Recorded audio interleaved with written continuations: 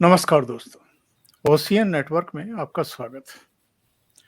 महाराष्ट्र के पूर्व मुख्यमंत्री बाला साहब ठाकरे के सुपुत्र और शिवसेना के अब उस धड़े के नेता जिसको चुनाव आयोग ने एक अलग नाम दिया और जो मूल शिवसेना थी उसको एकनाथ शिंदे के सुपुर्द कर दिया था। मैं उद्धव ठाकरे की बात कर रहा हूं। जलगांव में थे। जलगांव में सभा को संबोधित कर रहे थे, कार्यकर्ताओं को संबोधित कर रहे थे और कुछ ऐसा कह गए जिसको लेकर के अब सियासी बवाल हो रहा है। न केवल महाराष्ट्र में बल्कि दिल्ली तक इसकी चर्चा हो रही है और भारतीय जनता पार्टी के जो वरिष्ठ नेता हैं, रविशंकर प्रसाद से लेकर के अनुराग ठाकुर तक जो केंद्रीय मंत्री हैं इस समय, उन सब ने बहुत कड़ी प्रतिक्रिया व्यक्त की है। उद्धव ठाकरे ने कहा क्या है? उद्धव ठाकरे ने ये बयान दिया है, आने वाले दिनों में राम मंदिर का उद्घाटन होगा। संभावना है उद्घाटन के लिए देश भर से कई हिंदुओं को बुलाया जाएगा और समारोह खत्म होने के बाद लोगों के लौटने पर वे गोधरा कांड जैसा कुछ कर सकते हैं। आप कल्पना कर सकते हैं, ये उनके सुपुत्र हैं जो बाला साहब ठाकरे ना तो पदों के पीछे इतने पगलाए रहते थे, बल्कि कभी उनके रहते तो उनके खानदान में किसी ने कोई सरकारी पद लिया नहीं है। उन्होंने लोगों को ही मुख्यमंत्री और लोकसभा का स्पीकर और मंत्री वगैरह जो है बनवाया है, और ना ही राजनीति में इतने निचले स्तर तक उतरे थे कि साहब गोधरा कांड के सपने देखने लगे उनके बेटे। मेरे साथ बहुत ही खास मेहमान जुड़ रहे हैं सीधे महाराष्ट्र से। सुशील कुलकर्णी किसी परिचय के मोहताज बिल्कुल नहीं है, उनसे इस चर्चा को आगे बढ़ाते हैं। सुशील जी नमस्ते, बहुत स्वागत है आपका। हुआ क्या है उद्धव ठाकरे को? गोधरा उनके सपने में क्यों आ रहा है और इतनी सतही, इतनी निचले स्तर की टिप्पणी? क्या राजनीतिक लाभ लेने के लिए आप कुछ भी कहेंगे, कुछ भी करेंगे, और इससे कौन सा लाभ मिलने वाला है उनको? ओंकार जी, उद्धव ठाकरे जलगांव वाला बयान दूसरी बार कर चुके हैं।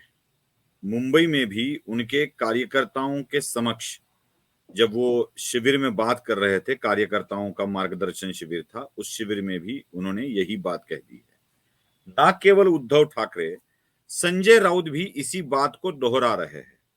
अब संजय राउत तो विश्व प्रवक्ता है, तो संजय राउत इसमें और कुछ जोड़ देते हैं और वो कहते हैं कि और भी भारतीय जनता पार्टी कुछ जातीय तनाव या धार्मिक तनाव निर्माण करने के लिए उतावल है। इन दोनों की बातों को अगर देखा जाए तो कोई राजनीतिक निष्कर्ष निकालना मेरे लिए बहुत कठिन हो जाता है, बहुत ही कठिन हो जाता है, क्योंकि ये बातें अक्सर कोई राजनेता कहता नहीं है, बोलता नहीं है। इस तरह की बातें बस यह उस मानसिकता का प्रदर्शन है। लग रहा है कि उद्धव ठाकरे अब सत्ता हाथ से निकल जाने के कारण मानसिक संतुलन खो बैठे हैं और आपके ही प्रदेश की भाषा बोली जाए तो पगला गए हैं उद्धव ठाकरे। लगभग इसी तरह की बातें वो कर रहे हैं। कुछ भी कर कर बस नरेंद्र मोदी को एक खलनायक के रूप में पेश करने की यह कोशिश हो रही है। और संयोग देखिए, महाराष्ट्र की राजनीतिक गलियारों में कुछ ऐसी बातें हो रही है जिसके कारण महाराष्ट्र की शांतता, महाराष्ट्र का सौहार्द बिगड़े, इसी तरह की बातें आजकल दिखाई दे रही है। बस मैं इसका एक ही शब्द में जवाब दूंगा, उद्धव ठाकरे का मानसिक संतुलन लगता है खो रहा है। रविशंकर प्रसाद से पूछा गया था, उनका जो बयान है मैं वो पढ़ देता हूं दर्शकों के लिए। उन्होंने कहा कि मैं बस इतना कहना चाहूंगा कि ये पूरा गठबंधन जो पीएम मोदी के खिलाफ है, वोट के लिए किसी भी हद तक जा सकता है। उन्होंने कहा कि मैं भगवान राम से प्रार्थना करना चाहूंगा कि उन्हें सद्बुद्धि दे। ये एक शर्मनाक और अशोभनीय टिप्पणी है और मैं इसकी निंदा करता हूं। अनुराग ठाकुर ने कहा कि बाला साहब शिवसेना के दिवंगत संस्थापक और उद्धव ठाकरे के पिता ने आज क्या सोचा होगा और सत्ता के लालच में उद्धव ठाकरे आज क्या कर रहे हैं। कुछ लोग सत्ता के लालच में अपनी विचारधारा भूल गए हैं। जब सनातन धर्म के बारे में इतनी सारी बातें कही गई, राहुल गांधी और उद्धव ठाकरे ने एक शब्द भी नहीं कहा। उनका इशारा उदयनिधि स्टालिन के हाल के बयानों की तरफ है। क्यों नहीं बोलते हैं इस तरह के बयान आने पर? सनातन धर्म के बारे में जब इतनी अभद्र टिप्पणियां की गई कि ये डेंगू और मलेरिया जैसे हैं, कोष्ठ की तरह है, अ, इनको तो खत्म कर दिया जाना चाहिए, तब ये शांत क्यों रहते हैं और इस तरह की बातें क्यों कर रहे हैं? बदले बदले तेवर हैं। हिंदुत्व की परिभाषा बदली है। उनके दिमाग में हिंदुत्व अभी अलग ही कुछ लेकर आया है। मैं आपको, जैसे आपने रविशंकर प्रसाद का बयान सुनाया था, मुझे कुछ चीजें सुनानी है आपको, जी और जी। वो शिवसेना की है। मैं एक आर्टिकल लिखा था रोक ठोक मराठी में और सच्चाई, ऐसे दो ये चलाते हैं संजय राउत, सामना उनका जो अखबार है। तो उसमें सोनिया गांधी के लिए कौन से शब्दों का इस्तेमाल किया गया था, मैं ये आपको दिखाता हूं। कैसे जी बदले जी। बदले तेवर है, ये समझ में आ जाएगा। मराठी है इसलिए मैं ट्रांसलेट करके आपको सुना रहा हूं। सोनिया गांधी को सामाजिक और राजकीय जीवन का कितना अनुभव है? बस 13 महीने। ये 13 महीने इसलिए है कि 23 मई 1999 को यह आर्टिकल लिखा गया था सामना में। सोनिया गांधी को कितना सामाजिक और राजकीय अनुभव है? 13 महीने। बस इन 13 महीनों में इटालियन सोनिया को कांग्रेस वाले देश के सर्वोच्च सूत्र प्रदान करना चाहते हैं।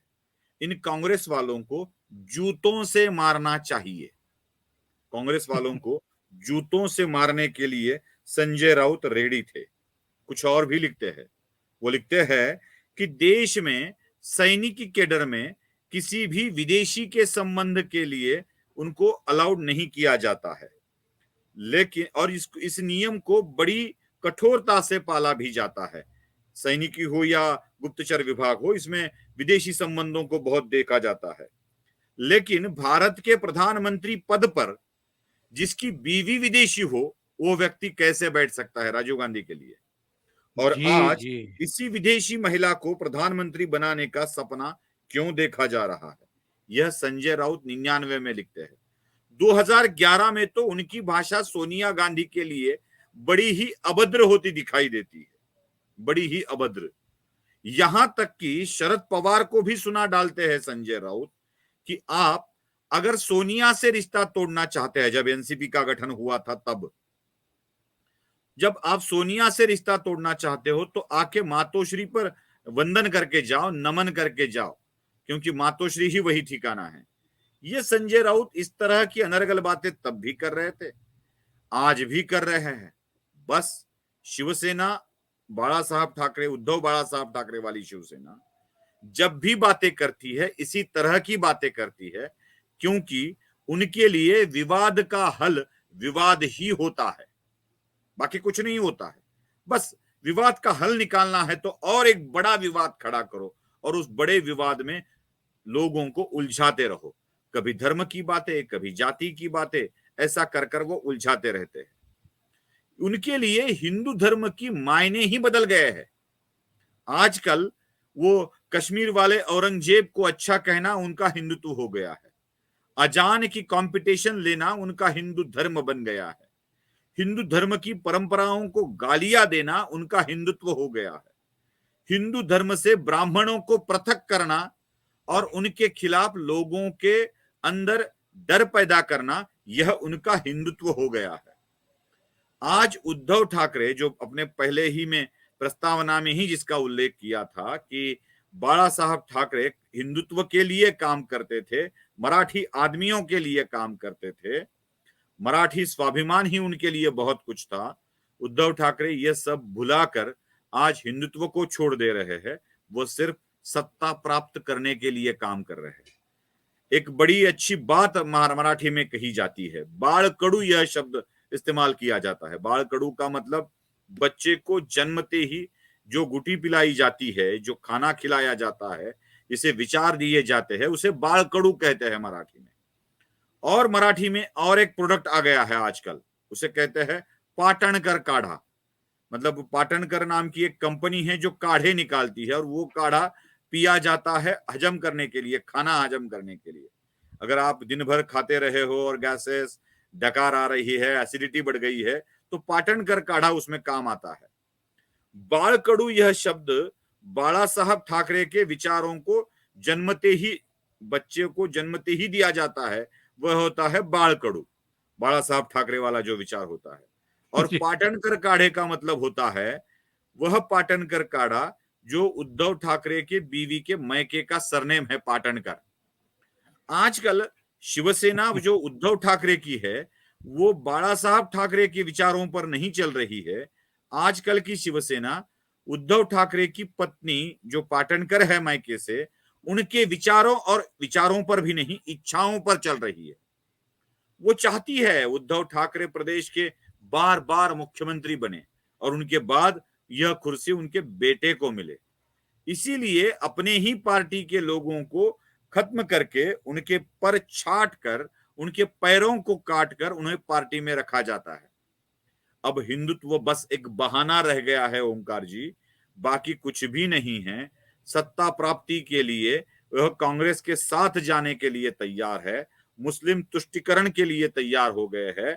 ये सावरकर को गाली देने वाले लोगों के साथ बैठकर अभी खाना खा रहे हैं, उनके ही जंगा पर बैठकर ये खाना खा रहे हैं। ये शरद पवार के साथ जुड़ गए हैं, उन्हें जितेंद्र अवार्ड भी चल जाता है। अब उन्हें उन्हीं की राम मंदिर की कल्पना को साकार करने में व्यवधान डालने वाले लालू प्रसाद यादव, जिनका वो गुणगान गाते हैं अडवाणी का, उन्हीं की अडवाणी की रथ यात्रा को रोक कर उनको जेल में डालने वाले लालू प्रसाद भी अब चलने लगते हैं। कार सेवकों पर अब उद्धव ठाकरे का ये कहना है कि कार सेवक तो शिव सैनिक थे, बीजेपी जब से ही इसका लाभ उठा रही है। तो कार सेवकों पर गोली चलाकर, मतलब शिव सैनिकों पर गोली चलाकर जिन मुलायम सिंह ने अपने वृत्ति को दिखा दिया था, ये मुलायम सिंह भी अब इनको अच्छे लगने लगे हैं, उनकी पार्टी भी अच्छे लगने लगी है, उनके बेटे भी अच्छे लगने लगे हैं। बस ये किस्सा बड़े अच्छे लगने लगे हैं, यहां तक आ गया है। और ये किस्सा बस कुर्सी का है ओंकार जी। इसलिए हिंदुत्व बिंदुत्व अब जो कुछ बात बची है, वह सिर्फ रैलियों में, सभाओं में बताने के लिए बची है, बाकी कुछ नहीं बचा है। सुशील जी, जब इंदिरा गांधी प्रधानमंत्री थी और 1984 में उनकी हत्या कर दी थी उनके सुरक्षा कर्मियों ने, उस समय राहुल गांधी, प्रियंका वाड्रा बहुत ही छोटे थे। वो राजनीति का काखा भी नहीं जानते थे और उनको इंदिरा गांधी से कोई ट्रेनिंग मिल भी नहीं पाई। इंदिरा गांधी ने भी तब सोचा नहीं होगा कि इनको भी ट्रेनिंग देनी है और ना उतनी इनको समझ थी। राजीव गांधी जब प्रधानमंत्री रहे 1989 तक, तब भी ये छोटे थे या पढ़ रहे थे कहीं स्कूल कॉलेज में, देश में विदेश में। 1991 में राजीव गांधी भी आतंकवाद का शिकार हुए। लिट्टे के आतंकवादियों ने श्री पेरम्बदूर में उनकी हत्या कर दी। इसके बाद इनकी मम्मी और ये लोग एक तरीके से नेपथ्य में रहे 1998-99 तक। फिर सोनिया गांधी तो आ गई, उनकी एक कोटरी बन गई जिसकी सलाह पर वो फैसले लेती थी, अलग अलग राज्यों के कुछ लोगों से भी सलाह लेती थी। लेकिन जब राहुल गांधी राजनीति में आए, 2004 में पहली बार लोकसभा का चुनाव लड़ा, तो मुझे लगता है कि ना तो इनकी राजनीति में दिलचस्पी थी, ना इनकी ठीक से ट्रेनिंग हुई। और जब इन्होंने होश संभाला, जिसको ये मानते हैं कि मैंने होश संभाला, उस समय इनको किसी की सलाह की जरूरत भी नहीं थी। पर उद्धव ठाकरे के साथ तो ऐसा नहीं है। उद्धव ठाकरे तो अपने पिता के साए में ही बड़े हुए हैं। भले ही इनकी रुचि राजनीति में नहीं थी, दूसरे फोटोग्राफी में और वाइल्ड लाइफ में और दूसरी जगहों पर ये भटकते देखे जाते थे, लेकिन कम से कम इन्होंने अपने पिता को नज़दीक से देखा तो है, ट्रेनिंग तो ली है। अपने दूसरे भाई को भी देखा है कि वो किस तरीके की राजनीति उनकी छत्र छाया में करते रहे हैं। इन्होंने कुछ भी नहीं सीखा अपने पिताजी से। ये जो फोटोग्राफी में मशगूल थे, वो और क्या सीखेंगे? पिताजी से अगर सीखना होता तो शायद राज ठाकरे निकल नहीं जाते, राज ठाकरे को वो गमाते नहीं थे। अपनी पार्टी पर अपनी पकड़ रहे, इसलिए एक एक जरा थोड़ा सा शिवसेना का जितने भी लोग निकल गए हैं उनका इतिहास देखिए। मैं आपको बता दूं कि गणेश नाइक जो नवी मुंबई के एक बहुत कद्दावर नेता है, आज भी वो भारतीय जनता पार्टी में है, पहले वो एनसीपी में थे, कांग्रेस से निकलकर एनसीपी में चले गए थे। अब ये गणेश नाइक को शिवसेना से या मंत्री पद से निकालने के लिए किसने उद्युक्त किया था? आपको पता चलेगा कि गलत इंफॉर्मेशन देकर उद्धव ठाकरे ने ही गणेश नाइक को शिवसेना के बाहर निकाल दिया था। नारायण राणे किसके ऊपर गुस्सा होकर निकल गए थे? अब ये तो मानना होगा कि नारायण राणे कोंकण के एक बड़े नेता थे, गणेश नाइक नवी मुंबई ठाणे एरिया के एक बड़े नेता थे। तो ये सारे लोग शिवसेना से छोड़कर निकल जाने लगे थे, तभी पता चलने लगा था कि उद्धव अपनी एकाधिकारशाही शिवसेना के ऊपर रखना चाहते हैं और बूढ़े थके हारे बाला साहब ठाकरे के सामने अपने बेटे के लाड़ प्यार को संभालने के अलावा कोई चारा ही नहीं था। बाड़कड़ू सच में अगर मिल जाता उद्धव ठाकरे को तो उद्धव ठाकरे कुछ अलग ही दिखते थे। मैंने पहले ही कह दिया ना कि ये बाड़कड़ू वाली बात है ही नहीं है, ये बात पाटनकर काढ़ा वाली है। उद्धव ठाकरे के रग रग में, मन में जो भी कुछ विचार है वो इनके नहीं है, बिल्कुल नहीं है। मैं आपको बता दूं कुछ, मतलब सोनिया गांधी के शिक्षा के कारण जो कुछ भी होता है मैं आपको बता देता हूं। कुछ मुख्यमंत्री बने थे उस वक्त, एक थे फोलेरो और दूसरे थे गोमांग। गोमांग को भी सीएम बना दिया गया था, उड़ीसा के मुख्यमंत्री थे गिरिधर गोमांग। Yes yes. तो गिरिधर गोमांग को और गोवा के मुख्यमंत्री थे एडुआर्डो फालेरो, इनको मुख्यमंत्री बनाया गया था। बस इनके मुख्यमंत्री बनाने की बात हम नहीं देखते हैं। चलो उस वक्त कांग्रेस को कौन चला रहा था, जरा गौर से देखिए। उस वक्त के कांग्रेस को चलाने वालों में सोनिया गांधी के बहुत ही करीबी लोग थे, और वो कौन कौन थे? ऑस्कर फर्नांडिस, गिरिधर गोमांग, एडुआर्डो फालेरो, ऑस्कर फर्नांडिस, पीजे कुरियन, छत्तीसगढ़ से अजीत जोगी, ए.के. एंटोनी, मार्गारेट अल्वा, विंसेंट जॉर्ज, यह लोग उस वक्त की कांग्रेस को चला रहे थे। राम प्रधान भी उसमें थे। अब नाम सुनकर ऐसा लगेगा कि राम प्रधान थे, क्योंकि और सलमान खुर्शीद भी थे। लुइस फर्नांडिस कौन थी? वो सलमान खुर्शीद की पत्नी थी, और लुइस फर्नांडिस कैथोलिक क्रिश्चियन थी, इसलिए सलमान खुर्शीद सोनिया गांधी के साथ थे। राम प्रधान की पत्नी भी कैथोलिक क्रिश्चियन थी। उत्तर प्रदेश और गोवा के राज्य के प्रमुख जिनको बनाया गया, विश्वजीत सिंह और जगदीश टाइटलर, ये कौन थे? इनके किनके साथ रिश्ते थे? कांग्रेस के अल्पसंख्यक मोर्चा के प्रमुख कौन थे? ये सारी बातें आपको समझ लेनी चाहिए। जेबी पटनायक को उस वक्त क्यों हटाया गया था मुख्यमंत्री पद से? क्या घटना घट चुकी थी? अब आपको और एक आश्चर्य दे रहा हूं मैं। ये सारे क्रिश्चियन थे, ये सारे क्रिश्चियन थे। ये आश्चर्य की बात नहीं है। आश्चर्य ये है कि ये लिखा है 2011 में, सामना में लिखने वाले हैं उद्धव ठाकरे। सोनिया गांधी किनके आधार पर पार्टी चला रही है, ये लिखने वाले हैं उद्धव ठाकरे, ये लिखने वाले हैं संजय राउत। जहां छापा है वो पेपर है सामना। ये तो समझ में आता है कि सोनिया गांधी किस तरह से पार्टी चला रही है, किस तरह से अपने पास पार्टी को रख रही है। ठीक वही वाकया आलोचना करने के लिए तो लिख दिया,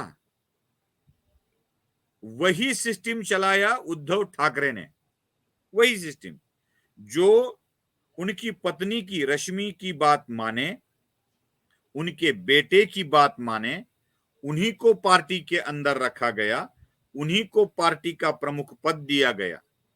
न जाने कितने नेता है ओंकार जी जो शिवसेना के हायरार्की में उपनेता पद तक पहुंच नहीं पाए, न जाने कितने नेता है।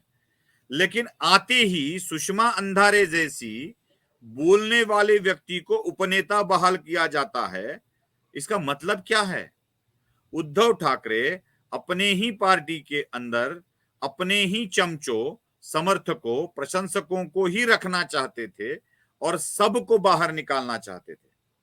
जिसकी आलोचना वो खुद करते थे वही चीज उन्होंने कर दी और अपने पार्टी के ऊपर अपनी धाक जमाई। ओंकार जी, यही कारण है और यही आपके सामने सच है।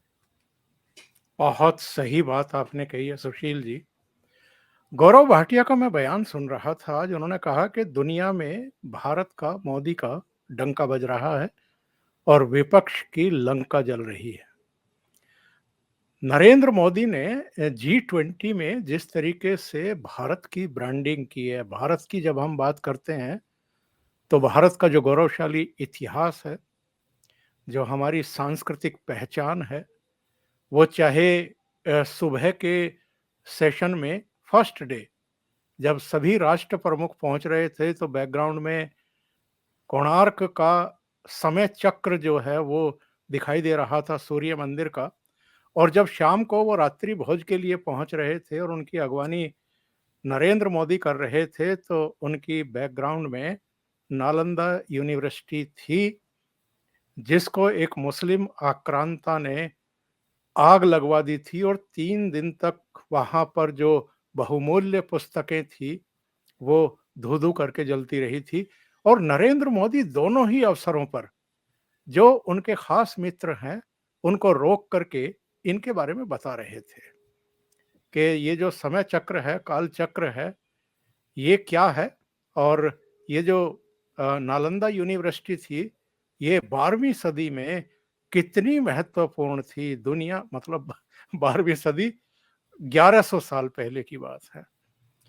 तो नरेंद्र मोदी जिस तरीके से भारत की ब्रांडिंग कर रहे हैं, हिंदुत्व की ब्रांडिंग कर रहे हैं, हमारे सांस्कृतिक गौरव की पुनर्स्थापना कर रहे हैं, उसके सामने क्या ये लोग हिल गए हैं क्या? इनका मानसिक दिवालियापन अब सामने आने लगा है।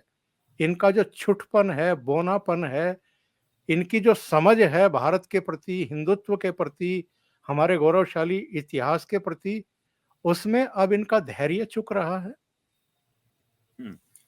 ओंकार जी, जब इटली की प्रधानमंत्री भारत में आकर G20 की समिट में ये चाइना को बोल देती है कि आपका बिल्ट रोड वाला जो प्रोजेक्ट है उसमें हम सहभागी नहीं हो रहे हैं। इटली की प्रधानमंत्री, हाँ, मैं आपको फिर से इसलिए आपके दर्शकों को बताना चाहता हूं कि इटली की प्रधानमंत्री आकर बोल देती है कि नहीं होंगे हम चीन के साथ सहभागी, तो हिल जाना तो स्वाभाविक है। इटली की प्रधानमंत्री मोदी की थोड़ी ही सुनेंगी, वो तो सोनिया की सुनेंगी। ऐसा लगने वालों के लिए इटली की प्रधानमंत्री का ये बयान बहुत ही महत्वपूर्ण हो जाता है। जब ऋषि सुनक भारत आते हैं और उनको सवाल पूछा जाता है कि भारत का रशिया यूक्रेन के युद्ध में क्या भूमिका रहनी चाहिए, क्या देखते हैं इस भूमिका, किस तरह से देखते हैं, तो बड़ी तत्परता से ऋषि सुनक बता देते हैं, I am not here to suggest anything to India. मैं यहां भारत को सलाह देने के लिए नहीं आया हूं, भारत अपनी जगह है। मुझे लगता है हम हैं, हम भारत है, यह कहना मोदी ने दुनिया के सामने सिद्ध कर दिया है। रशिया और यूक्रेन के मामले में ना तो हम रशिया के पक्ष में हैं, ना तो हम यूक्रेन के पक्ष में हैं, ना तो हम फेंसिंग पे है। भारत कहता है हम भारत के पक्ष में हैं। ये जब दुनिया एक्सेप्ट कर रही है ओंकार जी, तो स्वाभाविक तौर पर भारत को विश्व में अपनी प्रतिमा और प्रतिभा को निकरता देखकर वहां तो कुछ बात नहीं बच जाती है। अब मराठी के तो मीडिया कर्मी मेरे ख्याल से G20 को समझे है या नहीं समझे है, यही मुझे पता नहीं है। उनका आकलन उस दर्जे का है कि नहीं है। हमारे यहाँ एक सुमार दर्जे के केतकर है, जो संपादक के तौर पर बैठे हैं, उनको शायद समझा है कि नहीं समझा है मुझे पता नहीं है, लेकिन पैरों के तले से जमीन जरूर खिसक गई है। इसलिए इस तरह की बातें की जा रही है, और सिर्फ बातें नहीं ओंकार जी, मुझे डर है कि आने वाले कुछ दिनों में उद्धव ठाकरे अपने शब्दों को सही करने के लिए कुछ भी करवा सकते हैं। मुझे आप डर है। बहुत बड़ी बात कह रहे हैं, जो मैं पूछने वाला था आपसे मैं यही कि बात कर क्या रहा हूं। क्या अब अमित शाह को और नरेंद्र मोदी को अतिरिक्त सतर्क हो जाना चाहिए? जी जरूर सतर्क हो जाना चाहिए। अतिरिक्त सतर्कता आवश्यक इसलिए है क्योंकि जो ये महाविकास आघाड़ी बनी है ना महाराष्ट्र में, मैं कुछ याद दिलाना चाहता हूं आपके दर्शकों को।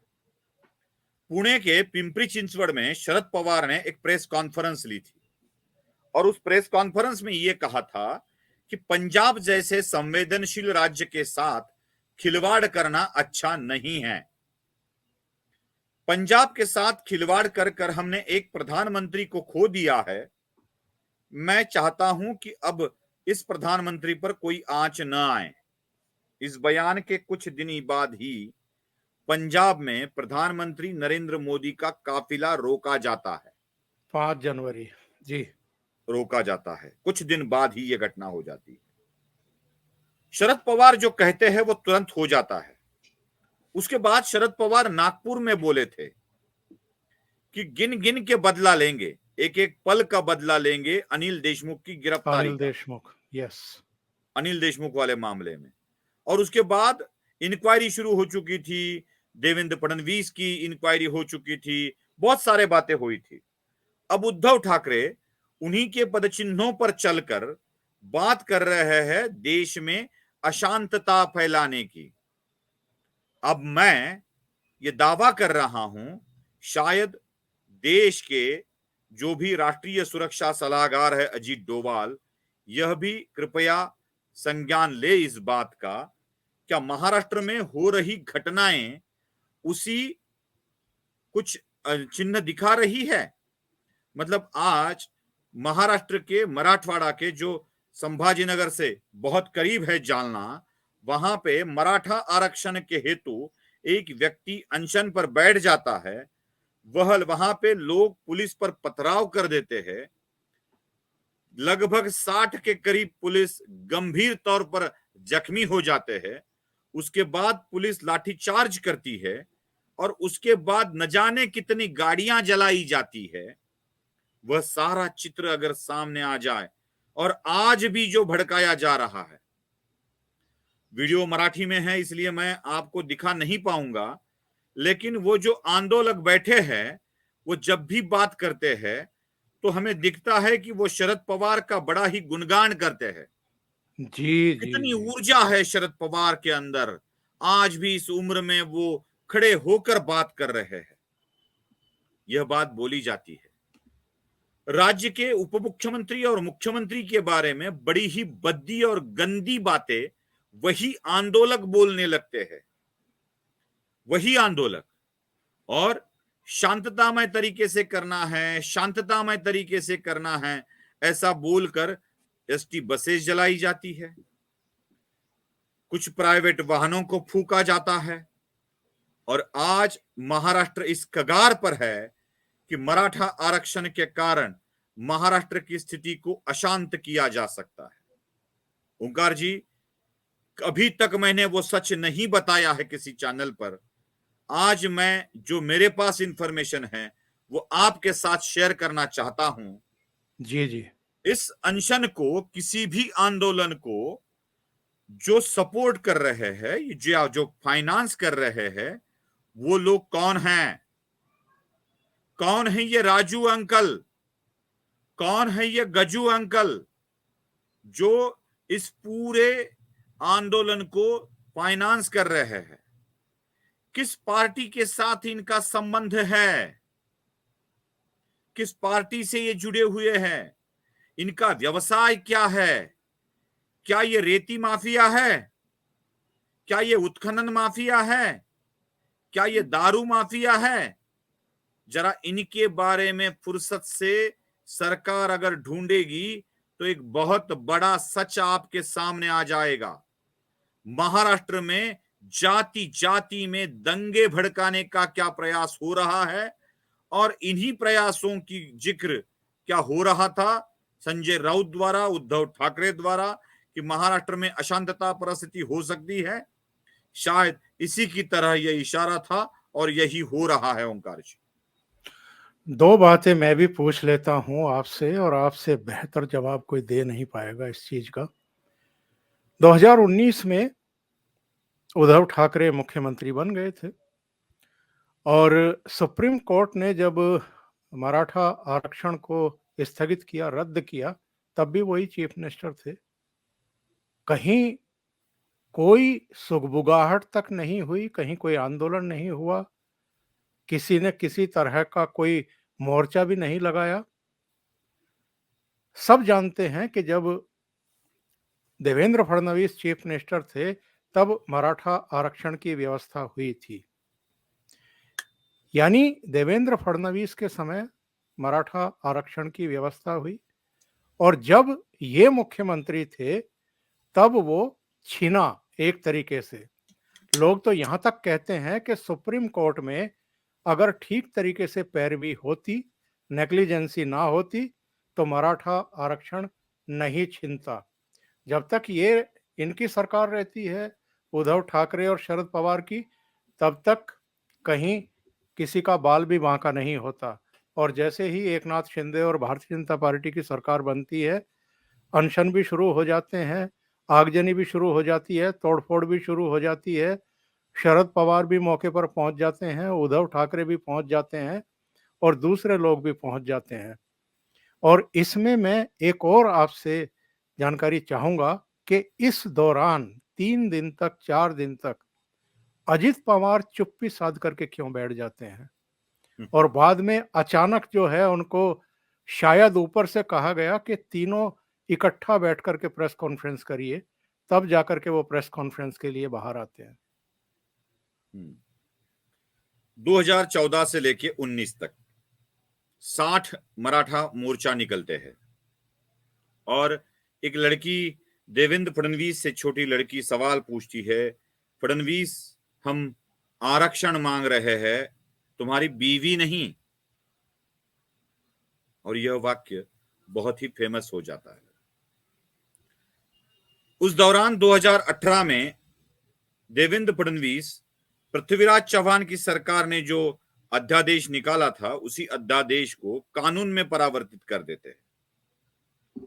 उस कानून को हाई कोर्ट में चैलेंज किया जाता है। हाई कोर्ट इस कानून को वैध मानता है, क्योंकि यह कानून बनाते वक्त गायकवाड़ समिति का अहवाल आया हुआ होता है। उसके बाद उसको चैलेंज किया जाता है और इस कानून को रद्द किया जाए, ऐसी मांग की जाती है सुप्रीम कोर्ट में। मुख्यमंत्री फडणवीस ही रहते हैं। सुप्रीम कोर्ट इसको स्थगित करने से मना कर देता है। अब देखिए, हाई कोर्ट इस कानून को वैध करार देता है, सुप्रीम कोर्ट स्टे देने से मना कर देता है, और कानून महाराष्ट्र में चलने लगता है। 2018 साल खत्म, 2019 साल शुरू। इसी आरक्षण के हेतु कई मराठा युवक अपने अपने कामों में लग जाते हैं, चुनाव आ जाते हैं। इसी मराठा आरक्षण के कारण भारतीय जनता पार्टी शिवसेना अलायंस सत्ता में आ जाती है, सत्ता प्राप्त करने की स्थिति में आ जाती है, सत्ता में आ जाती नहीं। उद्धव ठाकरे का मन बदल जाता है, उद्धव ठाकरे खुद मुख्यमंत्री बनते हैं, कांग्रेस और एनसीपी के साथ चले जाते हैं। अब ये केस सुप्रीम कोर्ट में शुरू हो जाती है।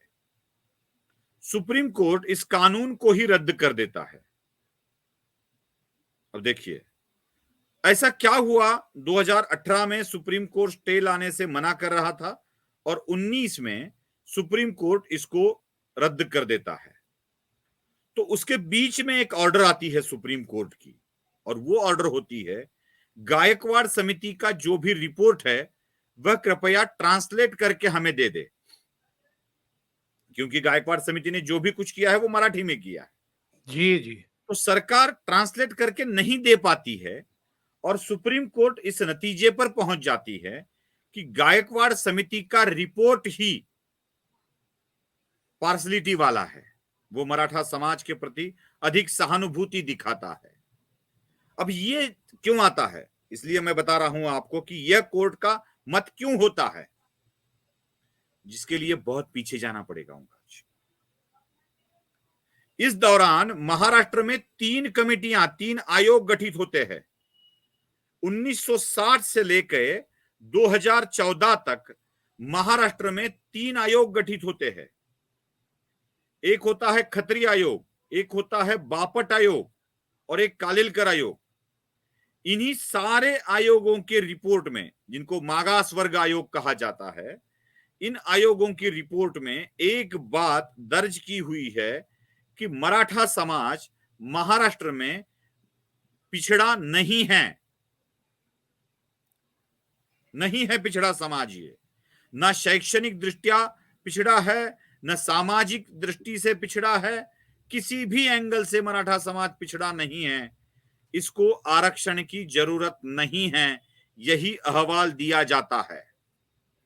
जब रिपोर्ट सौंपी जाती है सरकार को, तो 2014 के पहले की सारी सरकारें इस रिपोर्ट को एक्सेप्ट करती है।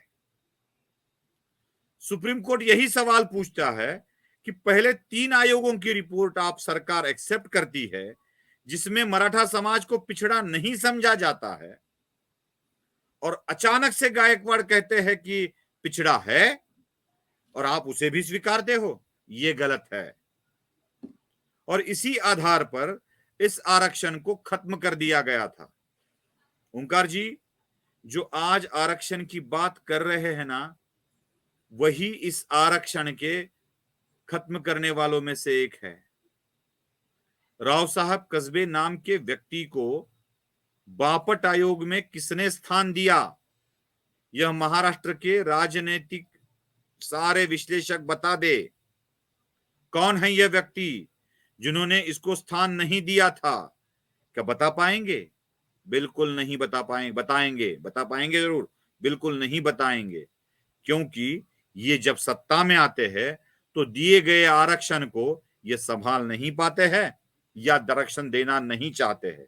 लेकिन जब देवेंद्र फडणवीस, एक ब्राह्मण व्यक्ति, सत्ता में आ जाता है, या इनको न चाहने वाले मराठा सत्ता में आ जाते हैं, तो इनके लिए मराठा आरक्षण एक बड़ा मुद्दा बन जाता है। और ये क्या तरीका हुआ ओंकार जी? बस मुझे आरक्षण चाहिए, हमें चाहिए चाहिए चाहिए। जो मिलने वाला है क्या वो टिकने वाला है? जो मिलने वाला है क्या इसे कानून पसंद करेगा? और सबसे बड़ी बात, किसी का हक छीनकर आपको अगर मिल रहा है तो क्या ये वर्ग शांत बैठेगा? मतलब आप ओबीसी में जाना चाहते हो, कुणबी जाति का प्रमाण पत्र लेके, आज 27% आरक्षण ओबीसी को मिलता है, क्या ओबीसी प्रवर्ग शांत बैठेगा? मतलब ये सिर्फ मराठा आरक्षण को आरक्षण देकर या दिलाने की बात कहकर मराठाओं को गुमराह करने की साजिश नहीं है। ये महाराष्ट्र के अन्य जातियों में भी आग लगाने की साजिश है, और यही विवाद बढ़ने वाला है। बिल्कुल, यही विवाद बढ़ने वाला है, और ये विवाद अगर बढ़ता है तो महाराष्ट्र को भगवान ही बचा सकता है। ओंकार जी, 2014 से लेके 19 तक आंदोलन होते हैं, 19 से लेके 22 तक सब कुछ शांत, और 23 में जैसे ही फिर से ये आते हैं वैसे आंदोलन शुरू हो जाते हैं। बस ये आंदोलन के कार्यकाल को अगर आप देखेंगे तो इनके हेतुओं को भी हम समझ सकते हैं। ओंकार, बहुत महत्वपूर्ण चर्चा आपसे हो पाई है सुशील कुलकर्णी जी, और दर्शकों को समझ में आ गया होगा गोधरा की बात क्यों की जा रही है, मराठा आरक्षण की बात क्यों की जा रही है, और एक बहुत खतरनाक खेल क्यों खेलने की तैयारी हो रही है। बहुत बहुत धन्यवाद सुशील जी, जुड़ने के लिए और इतना समय निकालने के लिए। बहुत बहुत धन्यवाद आपका। Thank you so much.